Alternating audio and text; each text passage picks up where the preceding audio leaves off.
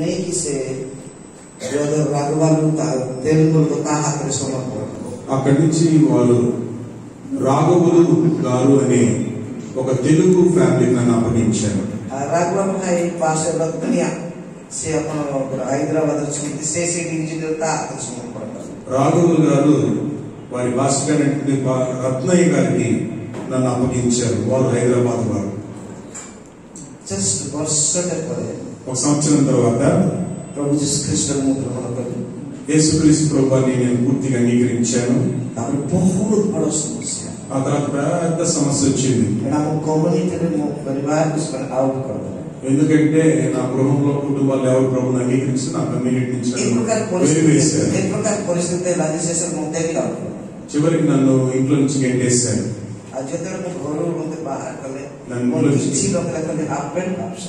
నేను ఇంట్లో నుంచి గెంటి వేయబడినప్పుడు ఒక నిక్కరు చొక్క తప్ప నాకేమి లేదు. ఎక్కడికి వెళ్ళాలో నాకు తెలియదు. నేను బస్ స్టాండ్కి వెళ్ళండి. ప్రథమ దినం, ద్వితీయ దినం, తృతీయ దినం 3 రోజులు అక్కడే ఉన్నాను. ఆ తర్వాత తెలిసిందండి నాకు ఆకలి అంటే ఏంటో. జీవితం బాపా టీచర్ మా టీచర్ గుట్టే బలిపో అంటే కోరియాపై మా పక్షులు గొడవుతుంది. నేను నా తల్లిదండ్రులు 2 టీచర్లు, ఒకే ఒక కుమారుని. ఎప్పుడు నేను ఎక్కడ కనపడిపోతే నా వెనక మా అమ్మగారు పరిగెత్తుకుంటూ వచ్చేవారు. కానీ ఆ సమయంలో నాకు తినడానికి కూడు దొరకలేదండి. చివరికి నేను అక్కడ బస్ స్టాండ్ లో బస్సు తొలవడం మొదలు పెట్టాను. ఆ బస్సు తుడిచినందుకు నాకు 2 రూపాయలు ఇచ్చారు. ఎలా తొలవాలో కూడా నాకు తెలియదండి. ఎలా తొలవాలో ఏం పెట్టి తొలవాలో తెలియదు. కానీ ఆ డ్రైవర్ నన్ను బూతు తిట్టి నీ చొక్క తీసుకొని చేయమన్నాను. నాకున్న ఈ ఒక్క చొక్క తీసుకొని అద్దం తుడిచాడండి. ఏమండి 5 రోజులుగా నాకు ఆకలి ఏంటో బాగా తెలిసింది. ఆ 2 రూపాయలు దొరికేసరికి నేను వెంటనే పరిగెత్తుకున్నాను. నాకు బాడీకి దేహానికి చొక్కలేదు, తిన్న నిక్కర్ మాత్రమే ఉంది. పూర్తిగా నేను అప్పుడు అర్ధనగ్నంగా ఉన్నాను. ఆ సమయంలో జైపూర్ నుంచి ఒక జాన్ థామస్ గారు రెబెకా థామస్ గారు ఉపవాస ప్రార్థన చేస్తున్నారు. అక్కడ దేవుడు నన్ను చూపెట్టాడు.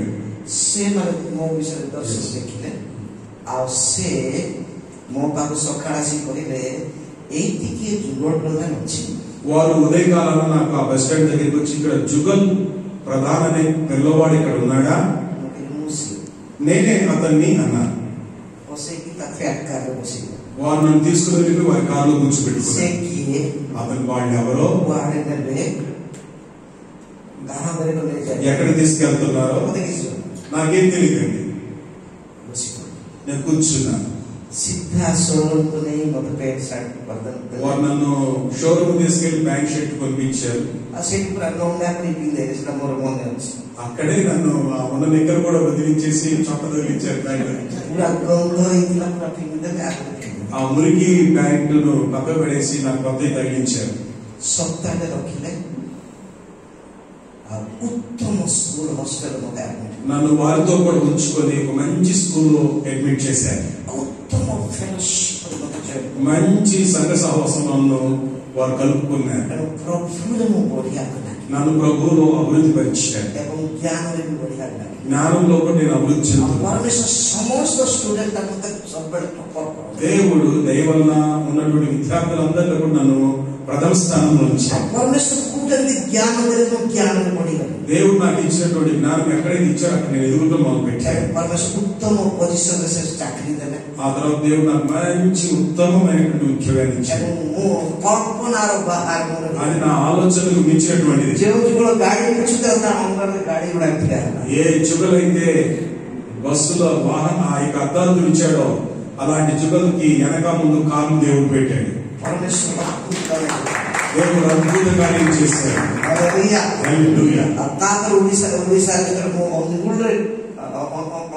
डिस्ट्रिक्ट अल्लाह है सेंटर सेंटर नो स्टेट सीटी आसी ఆ తర్వాత ఒరిస్సా రాష్ట్రంలో మేము ఉన్నటువంటి అన్గూరు జిల్లా అనేది ఏర్పడినప్పుడు DRDO అక్కడ DRDO అనే సెక్షన్ ఓపెన్ చేశారు. అక్కడ నన్ను ఇన్ఛార్జ్ గా పంపించారు. ఆ సమయంలో దేవసాయి గారు PJ దేవసాయి గారు మా దగ్గరికి వచ్చారు. ఆ రోజుల్లో మా సంఘం కేవలం 7 మాత్రమే. ఆ 7లో నేను కూడా ఒకటి, అంటే వారు కాదు, నేను.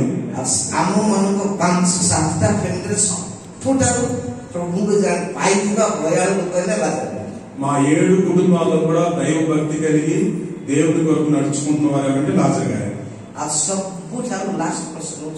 ఈ 7 అందరికంటే అదమూడు లేకపోతే వెనకుండా ఉండేవాడంటే నేనే. ఎందుకంటే నాకు భయం ఎక్కువ. దేవుడు ఏంటి నాకు తెలుసు కానీ నాకు భయం ఎక్కువ. పిలుకోండి, ఏదైనా వెనకుండి పని చేయమంటే అన్ని చేస్తా కానీ ముందుకు వచ్చి నిలబడమంటే నాకు చెప్పలేదు కాదు. అయితే అద్భుతమైన రీతిగా ప్రభు దాసుడు వ్యవసాయం గారు నా గురించి అన్ని విషయాలు ప్రవచనం చెప్పారు. నాకు జన్మ మొదలుకొని నా స్థితిగతులన్నీ చెప్పేశారు ఆయన. నేను ఆయన గమనించి పైన చెప్తూనే ఉన్నాను, ఎవరయ్యాయని. అన్ని విషయాలు అన్ని చక్కగా చెప్పేశారు నా గురించి.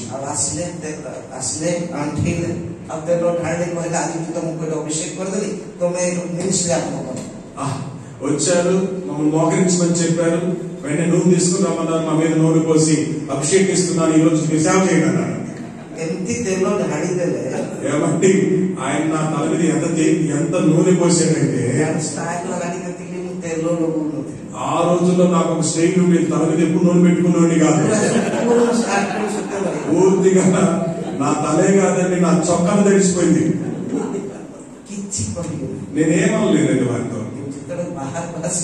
బయటికి రాగానే ఆ తర్వాత ఒకే ఒక మాట అడిగాను.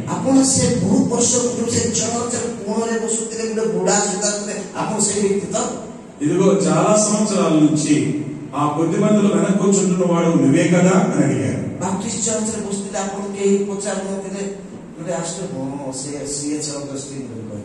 ఆ తర్వాత బయటకు రాగానే ఇంకొక ఒక బ్యాప్టిస్ట్ చర్చ్ ఉంది, అక్కడ ఆ చర్చికి వెళ్ళినప్పుడు వెనక్కి కూర్చునే వారు మీరే కదా అని అడిగాను. అతని పేరే చేగోడు అగస్టిన్ గారి. ఆయన ప్రతి సంవత్సరం ఆంధ్ర నుంచి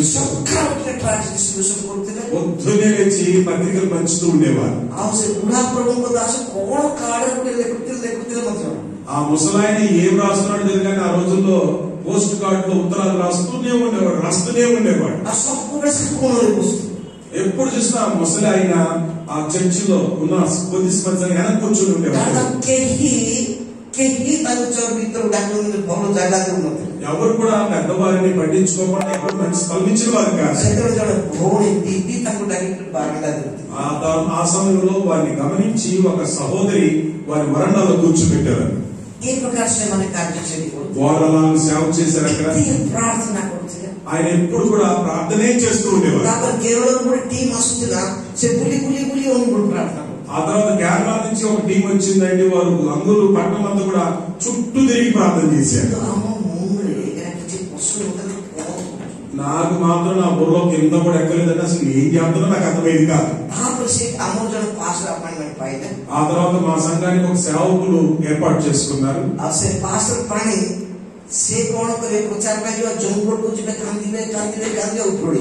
ఆ పాస్టర్ గారు ఎలాంటి అడవుల్లో అడవికి ప్రజలకు సువార్త చెప్పడానికి వెళ్ళిపోయి ఆ కొండలో కూర్చొని ఎప్పుడు ఏడుస్తూనే ఉండేవాడు. ఎప్పుడు చూసినా కూడా ఆయన కళ్ళ కన్నీరు కారుస్తూనే ఉండేవాడు. ఆ పెద్ద ఆయన ఆ సేవకుడు కూడా వెళ్ళిపోయాడు. ఆ తర్వాత నేను వెళ్ళానండి అక్కడికి.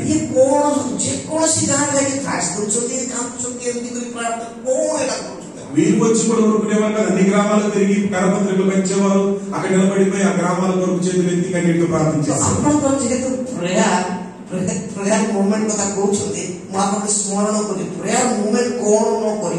నేను మీ అందరికి కూడా ఈ యొక్క ప్రార్థనా ఉద్యమాల ద్వారా ఎలాంటి కార్యాలు జరుగుతాయో నేను మీకు చెప్పబోతున్నాను. ఎంతవరకైతే మనం దాన్ని అనుభవించలేము, దాని యొక్క ప్రాధాన్యత మనం గ్రహించలేము.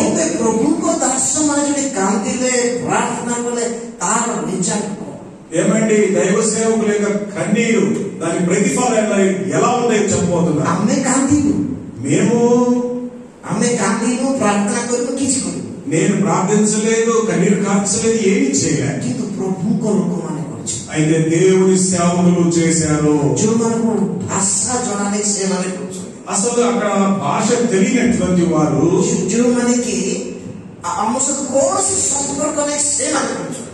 మాతో అసలు ఏ విధమైన సంబంధాలు లేని వారు వచ్చి కన్నీరు కార్చారు.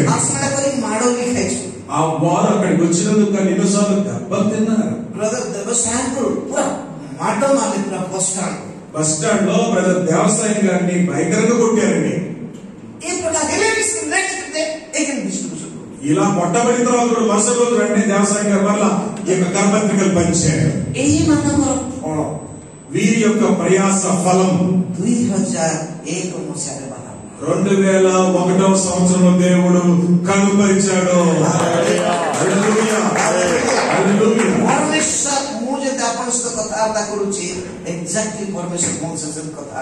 దేవుడు మీతో ప్రజలందరితో మాట్లాడుతున్నట్టుగా నాతో కూడా ముఖాముఖిగా మాట్లాడాడు. దేవుడు నన్ను పేరు పెట్టి పిలిచాడు. ఇదిగో దేవుడు నాకు ఆ యొక్క జాతిని చూపెట్టాడు.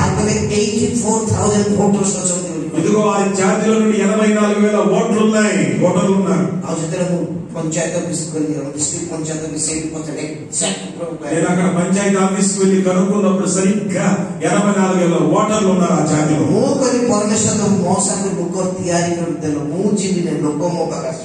నేను అడిగాను, ప్రభువా నేను ప్రజల దగ్గరికి వెళ్ళను, మోషే దగ్గరికి నువ్వు ఎలాగైతే పంపించావో నా దగ్గరికి ప్రజలు పంపించుకోవాలి. నేను ఎవరి దగ్గరికి వెళ్ళి కరపత్రికలు పంచను, అలాగే ఏసే సత్యముద్రని కూడా చెప్పనన్నాను. నేను ఇంట్లో ఉన్నానండి, కేవలం ప్రార్థన చేస్తున్నాను. ప్రభువా నీకు వందనాలు, నా ఉద్యోగాన్ని వదిలిపెట్టాను. కొన్ని విషయాలు మాత్రం అక్కడక్కడ మీకు టచ్ చేస్తాను. ఏమంటో ఈ ఉద్యోగం వదిలిపెట్టడం అంత సులభం కాదు. ఏమండి, ఉద్యోగం వదిలిపెడితే ఒక చెరసాల్లోకి వెళ్ళినట్టుగా. ఎందుకంటే నేను చేసినటువంటి ఆ ఉద్యోగంలో చాలా బాధ్యతలు ఉన్నాయి. ప్రతి ప్రాజెక్టులన్నీ రాష్ట్రం మొత్తం నా చేతిలో. ఉద్యోగం సంపాదించడం కంటే ఉద్యోగం కోల్పోవడం చాలా కష్టం.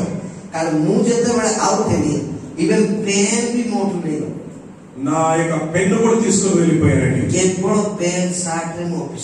మరలా చివరికి నేను నా యొక్క చొక్కా ప్యాంట్ తో ఆఫీస్ నుంచి బయటకు వచ్చేసాను. నాకున్నటువంటి అకౌంట్లన్నీ కూడా క్లోజ్ అయిపోయాయి.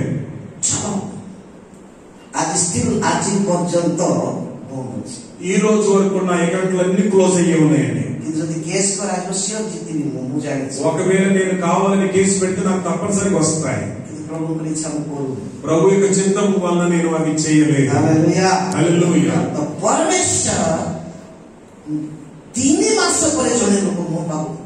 3 నెలల తర్వాత దేవుడు నా దగ్గరికి ఒక వ్యక్తిని పంపించాడు. ఒక తల్లి చిన్న బిడ్డతో వచ్చాడు.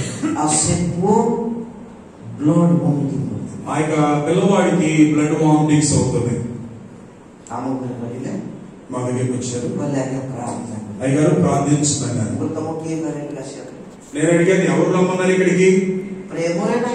ప్రేమతో లేదు, నేను కూడా అది కూడా గట్టిగా నన్ను ఎవరు మీరు లోపలికి రమ్మన్నది.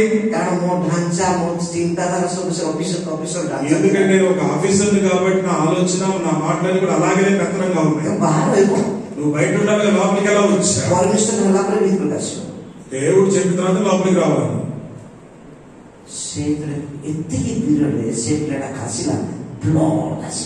ఆ సమయంలోనే ఆ పిల్లవాడు తను వాంతి చేసుకున్నాడు. ఆ వాంతిలో పూర్తిగా రక్తం పడిపోయింది. ఆ చూసిన రక్తాన్ని నేను ఇక నేను తగ్గించిపోయాను, విధేయుడైపోయానండి.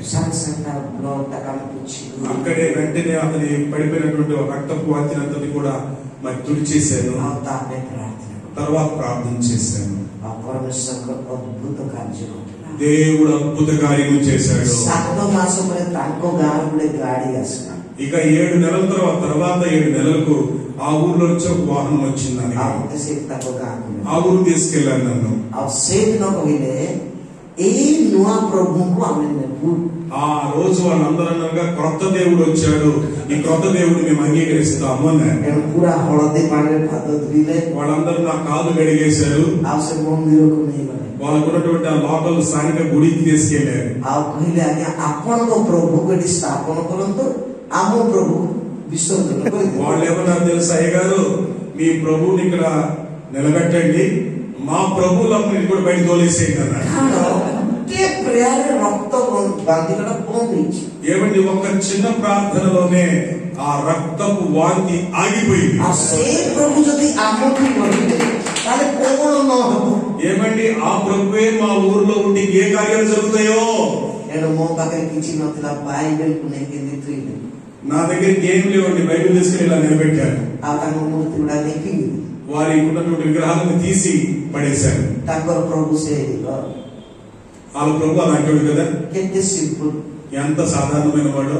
ଯୀଶୁని ପରିତ୍ରାଣ କର୍ତ୍ତା, ସେହି ରକ୍ତ ଦେବେ, ସେହି ମୁକ୍ତି କିଛି ନାହିଁ। యేసు రక్షకుడు, యేసు పరిశుద్ధుడు, యేసు విమోచకుడు అని కూడా చెప్పాలి। ଖାଲି ସେତିକି। సాధారణంగా 35 ଘର ସମସ୍ତେ ସେ ନୂଆ ପ୍ରଭୁକୁ ମୁଣ୍ଡିଆବାଜି। ఈ క్రొత్త దేవుడైన ప్రభువును 35 కుటుంబాలు అంగీకరించారు ఒక రోజులో। ପ୍ରତ୍ୟେକ ଗୁରୁବାର ଦିନ ସେଠି ପ୍ରେୟାର ଚାଲେ। అక్కడ ప్రతి గురువారం ప్రార్థన ప్రారంభమైంది। గురువారం ଅର୍ଥ ମୁଁ ସେ ଗୁରୁବାର ଦିନ ସ୍ଥାପନ କରିଥିଲି, ସେଥିପାଇଁ ସାର୍ గురుବାର ନା।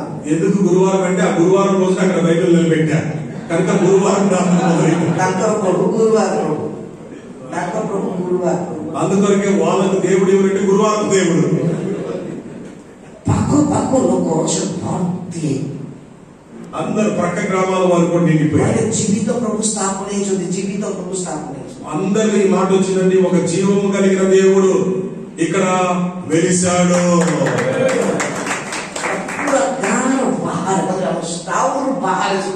ఏమండి మా పరిచయాలన్నీ కూడా పట్టణానికి బయట ఉన్న గ్రామాల్లో జరుగుతుంటాయి। వందలాది మంది రావడం మొదలుపెట్టారు। గుడ్డివారు చూపు పొందుకున్నారు, గుడ్డివారు నడిచారు। బైబిల్లో ఎన్ని అద్భుతాలు అయితే ఉన్నాయో ప్రభుత్వ అనుగ్రహం ସବୁ ଦେଖିଛି। ప్రభు యొక్క కృప వలన నేను అన్ని అద్భుతాలు చూశాను। హల్లెలూయా హల్లెలూయా।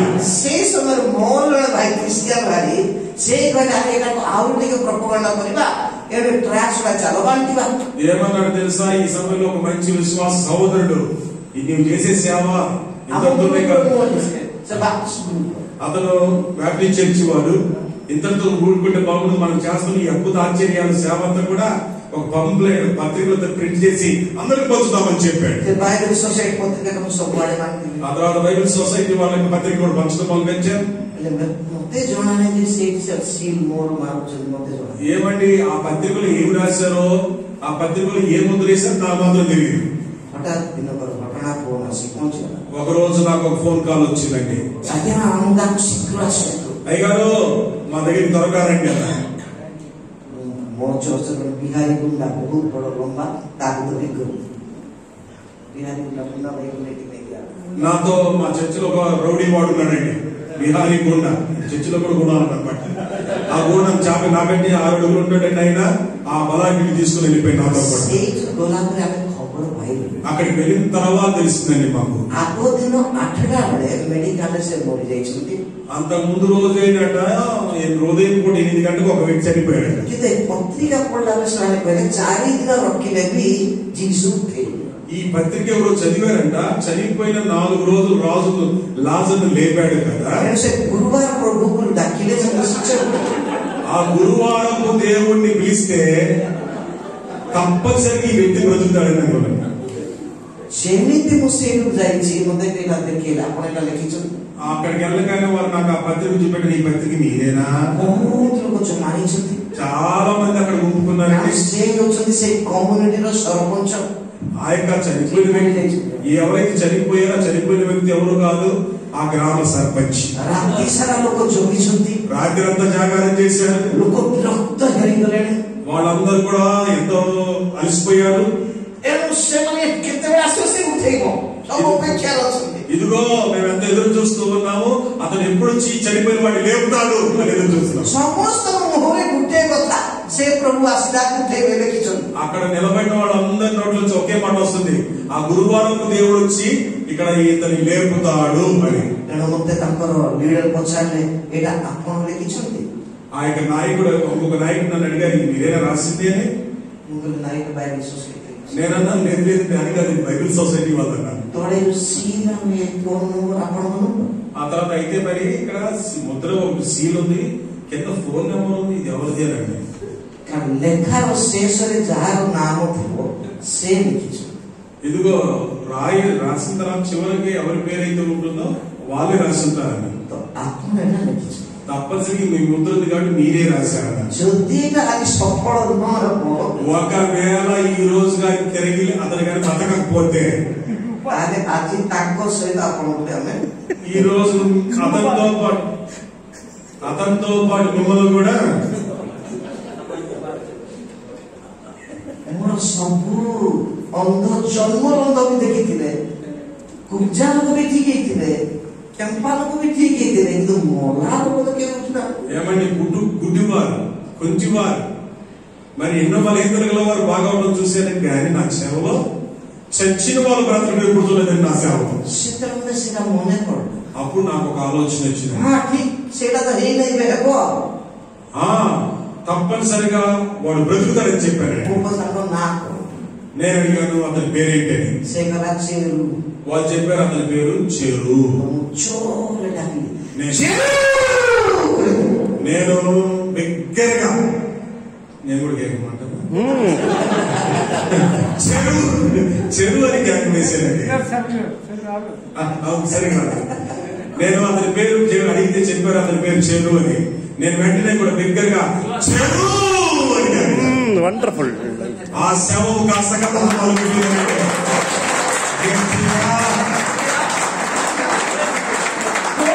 ଜଗୁଥିବା ଲୋକମାନେ ଦୌଡ଼ିକି ପଳେଇଗଲେ, ଭୂତ ଲାଗିଛି।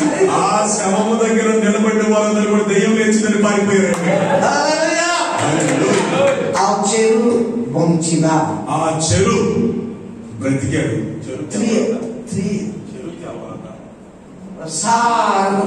నేను చెరువు అని పిలిచాను, సారు అని పిలిచానంట.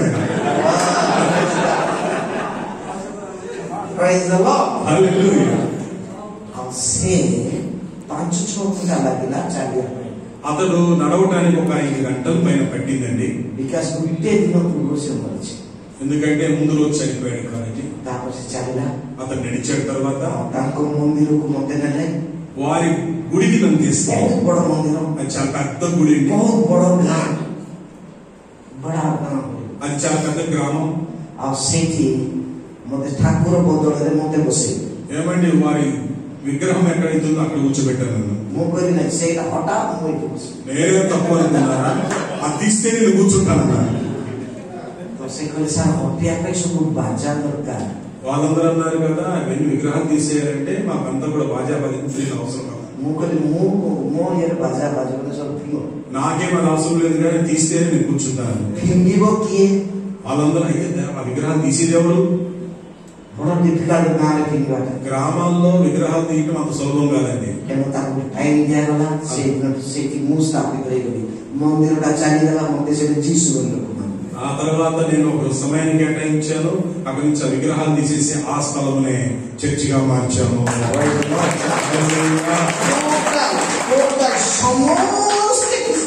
ఏమైనా ఆ గ్రామం అంతా పూర్తిగా క్రైస్తవ గ్రామంగా ସାଙ୍ଗେ ସାଙ୍ଗେ ତୁରନ୍ତ ସେ ଗୋଟେ ଏଜୁକେସନ, ଖ୍ରୀଷ୍ଟିଆନ ଏଜୁକେସନ ଟା ମୁଁ କରିଦେଲି, କାରଣ ଯୀଶୁ ସେମାନେ ଜାଣିନାହାନ୍ତି। నేను ఆ తర్వాత వెంటనే క్రిస్టియన్ ఎడ్యుకేషన్ అనే దాన్ని ఒకటి ప్రారంభించాను. ଆଉ ସେଠି ଯୀଶୁଙ୍କର ପରିତ୍ରାଣ ସମୁଦ୍ର ଶିକ୍ଷା, ఆ సమయంలో యేసు ద్వారా కలిగే రక్షణ గురించి వారికి నేర్పించాను. କହିବା କଥା प्रिय प्रभुदास माने నేను చెప్పేది ఏంటంటే ప్రియమైన దేవుని సేవకులు सब ग्लोरी जो माने प्रयास करते ఇదిగో ఇదంతా మహిమ ఏంటో చెప్పంటారా ఎవరైతే ప్రార్థించారో వారి ప్రార్థన ఫలితమే ఈ మహిమ जो माने क्रांति प्रार्थना तरफ फल ఎవరైతే ఏడ్చి ప్రార్థిస్తూ వచ్చారో దాని ప్రతిఫలమే ఇది 2005 रे जतन डायग्नोसिस को देखा మళ్ళా మేము 2005 సంవత్సరంలో ఇరువురు కలుసుకున్నాం भाई बिलीव करे ఆయన నన్ను అసలు చూసి నమ్మలేకపోయాడండి ଆମେ ମାତ୍ର 7ଟା ଫ୍ୟାମିଲି ଏତେ ପରିଶ୍ରମ କରିଛୁ ଗୋଟେ ଫ୍ୟାମିଲି ଆସିଲେ କେମିତି ହେଲା ସମ୍ଭବ కేవలం 7 కుటుంబాలు ఎన్నో సంవత్సరాలుగా ఉన్నాం ఎంత కష్టపడి ప్రయాసపడినా ఎంత ప్రార్థన చేసినా ఒక్క కుటుంబం కూడా పెరగలేదు కానీ ఇలా జరుగుతుందంటే అసలు నమ్మలేని సత్యముగా ఉంది శేషము భాయికు నేకి గలి చివరికి నేను తీసుకుని వెళ్ళాను భాయికు సే 100 జైలు କରିଥିଲେ బృందా సే భాయికు देखो ఇదిగో ఒక వ్యక్తిని చూపెట్టారండి వారిని లాజర్ గారు అరెస్ట్ చేసి చాలా సార్లు జైల్లో పెట్టారు అక్కడ ఉన్న సభలో నా పని ఏంటంటే దొంగలను పట్టుకుని అందరిని జైలు పెట్టమని కాబట్టి అందరినీ వారిని చూసి భయపడుతున్న వాళ్ళు నేను కూడా ఒకరిని వారు కళ్ళారా చూశారు వచ్చి అక్కడ దేవుడు మహాకార్యాలు చేయడం ప్రారంభించారు ଏମିତି ରିଭାଇଭାଲ ଆସିଲା ଯେ ବର୍ତ୍ତମାନ ମୋତେ ଲୋକ ଜାଣିନାହାନ୍ତି କିନ୍ତୁ ଯୀଶୁ ଲୋକ ଜାଣିଛନ୍ତି ఏమండి ఆ యొక్క జాతి మధ్య ఎంత గొప్ప ఉజ్జీవాన్ని పంపించాడండి దేవుడు ప్రస్తుతం నేను ఎవరో తెలియదు కానీ యేసును వారందరూ అంగీకరిస్తూ ఉన్నారు హల్లెలూయా ବର୍ତ୍ତମାନ ଢେଙ୍କାନାଳ ଡିଷ୍ଟ୍ରିକ୍ଟ ଅନୁଗୁଳ ଡିଷ୍ଟ୍ରିକ୍ଟରେ ଏମିତି କେହି ଜଣେ ନାହିଁ ଏ ଜାତି ଲୋକ କିଏ କହିବ ମୁଁ ହିନ୍ଦୁ ఏమండి నాకు ఇచ్చినటువంటి ఈ యొక్క కులంలో నుంచి జాతిలో నుంచి 2 జిల్లాలు ఉన్నాయి ఆ 2 జిల్లాల్లో ఉన్నటువంటి ప్రతి గ్రామంలో కూడా ఎక్కడొక చోట ఈ జాతిలో ఉన్న వారు ప్రభువుని అంగీకరించారు హల్లెలూయా ఏమండి గ్రామాలన్నీ కూడా ప్రభు దగ్గరికి వచ్చాయి హల్లెలూయా హల్లెలూయా గవర్నమెంట్ ବର୍ତ୍ତମାନ ବହୁତ ଭଲ ସପୋର୍ଟ କରୁଛି ప్రస్తుతం చెప్పాలంటే ప్రభుత్వం వల్ల మాకు చాలా సపోర్ట్ దొరుకుతుంది గవర్నమెంట్ చూడకు కొనిపారునొଥିଲା ప్రభు జీసు తాను ఎంతకాలం వరకు ప్రభుత్వం ఏదైతే చేయలేకపోయానో అది యేసయ్య ద్వారా జరిగింది అక్కడ వీరి యొక్క ప్రాముఖ్యమైన వృత్తి ఏమిటంటే ఆ కులంలో ఉన్న వారికి వారి దేహాన్ని అమ్ముకుని సంపాదించుకోవడం అంటే వ్యభిచారం పూరా భువనేశ్వర్ క్యాపిటల్ ఆ జాతిలో స్త్రీలందరూ కూడా భువనేశ్వర్ పెద్ద పెద్ద రాజకీయ నాయకులు హోటల్ దగ్గరికి వీళ్ళే వేశ్యలుగా వెళ్తూ ఉంటారు ఆ వేశ్య వృత్తిని ఎవ్వడు కూడా ఆపలేకపోయారు అయితే ప్రభు యేసు వేశ్య వృత్తిని ఆపివేశారు మీకు ఒక మాట చెప్తున్నాను ప్రతి గ్రామాల్లో ఉన్నటువంటి వేశ్య కేంద్రాలు ఇప్పుడు ప్రార్థన ఆలయాలుగా మారి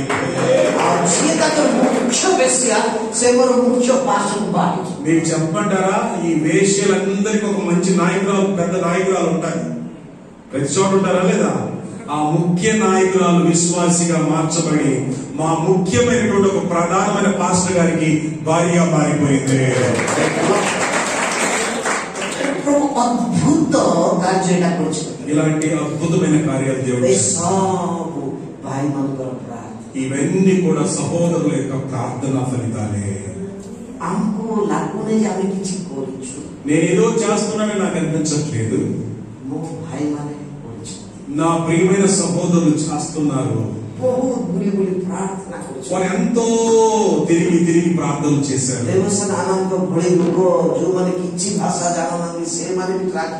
ఏమండి వ్యవసాయం గారికి అసలు మా భాష ఇసుమంత కూడా రాదు ఇలాంటి వారు తిరిగి గ్రామాలు తిరిగి పత్రికలు పంచారు ఇది ఆశ్చర్యం కాదా వారు పడిన ప్రయాస ఈ రోజు చూస్తూ ఉన్నారు ఏదో మిమ్మల్ని ఏదో సంతోషపరచాలని చెప్పట్లేదు కానీ ప్రభు మహిమార్థం చెప్తున్నాను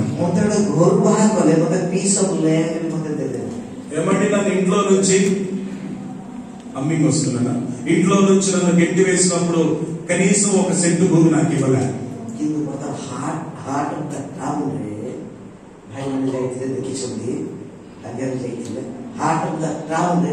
1 acre land ମୋତେ ମିଳିଛି। ఇప్పుడు దేవుడు నాకు మా పట్టణంలో అది కూడా మెయిన్ ప్లేస్ లో 1 ఎకరపు స్థలాన్ని ఇచ్చాడు చర్చ్ కోసం। परमेश्वर कौन लोग सुने मुद्रे ఏమంటే దేవుడు ఏమైనా చేయడానికి సమర్థుడు। जो राजनीति वाला हमें डोरू तुलु बोलता राजनीति वाला सब हम पक्षरे ఏ రాజకీయ నాయకులను చూసి మేము భయపడుతుండేవారమో ఆ రాజకీయ నాయకులు ఇప్పుడు మా వెనకున్నారు। बीजेपी बोलतो कि कांग्रेस बोलतो बीजेपी అది బీజేపీ వాళ్ళు కావచ్చు, కాంగ్రెస్ వాళ్ళు కావచ్చు, అది బీజేడీ వాళ్ళు కూడా కావచ్చు। हमें जहाँ को नेता करू से केवल नेता